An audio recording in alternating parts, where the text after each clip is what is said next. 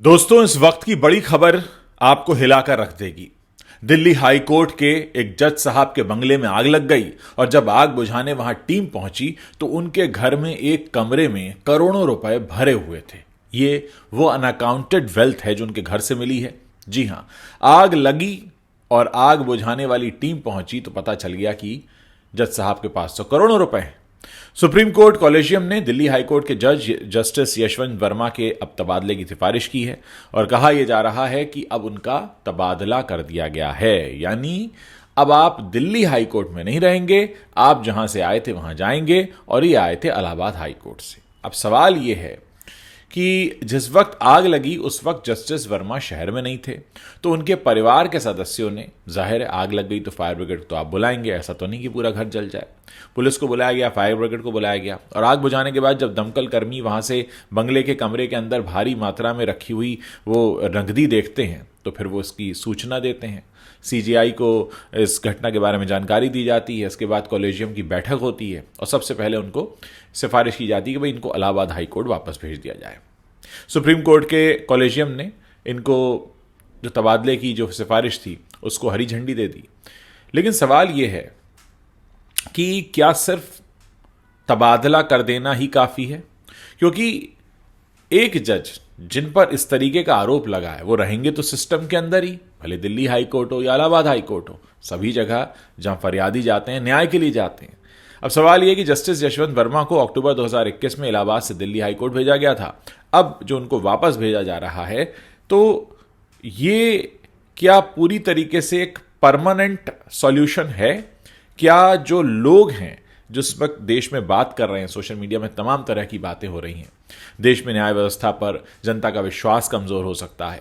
Collegium में हालांकि कुछ सदस्यों का सुझाव था कि जस्टिस वर्मा से इस्तीफा मांगा जाए और अगर वो इनकार करें तो फिर संसद में उन्हें हटाने के लिए महाभियोग की प्रक्रिया शुरू की जाए, लेकिन ऐसा कुछ हुआ नहीं है। अब आप सोचिए कि हमारे देश में एक जज साहब हैं, दिल्ली हाई कोर्ट में थे, घर में आग लगी, दमकल कर्मी पहुंचे आग बुझाने के लिए, देखा वहां पर एक कमरा है उसमें करोड़ों रुपए भरे हैं, वो अनअकाउंटेड वेल्थ है। अब बजाय इसके कि पूरी जांच हो और उनसे सवाल पूछे जाएं और उन सवालों के जवाब मिलने तक उनको इस पूरे सिस्टम से बाहर रखा जाए, ऐसा कुछ नहीं है। वो बस दिल्ली हाई कोर्ट से इलाहाबाद हाई कोर्ट चले गए।